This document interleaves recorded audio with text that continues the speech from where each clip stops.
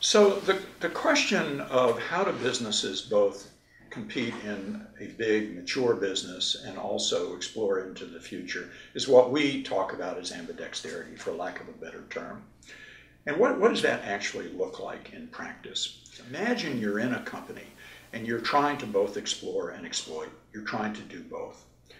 If you're going to make that work as a leader, what you have to do is first you have to provide some overarching, compelling strategy and intellectual reason why this is important. And the reason you have to do that is if you want people throughout the organization to help each other, to share with each other, to share expertise, then they have to be convinced that there's a reason why we're doing this. So the first issue as a leader is to provide this compelling strategic intent.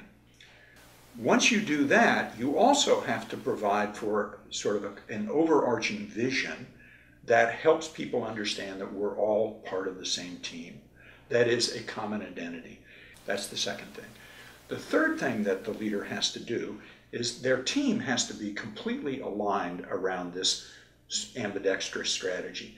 The fourth thing they have to do is they have to be prepared to run very different alignments. That is, you have to be prepared to have different cultures, to have different metrics, to have different values on which you evaluate these companies. You've got to be what we sometimes say is consistently inconsistent.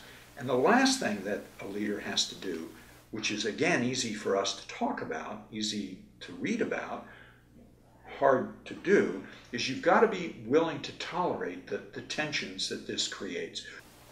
So let me give you another example of a company that I think is trying to be ambidextrous in an interesting way, and that's Google, our friends at Google.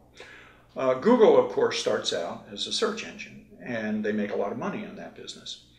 But what they're trying to do is they're trying lots of little experiments. Now, what we've seen, at least in the press, is they're recognizing the need to run very different organizations, exploratory and exploitative organizations. And so what we've seen with this alphabet is an explicit recognition of the need to do that. And they're separating their businesses out. What I like about it is that they were able to explore and exploit. They were able to take their assets and capabilities and use both. And it is the companies that can do that that manage to survive in the face of change.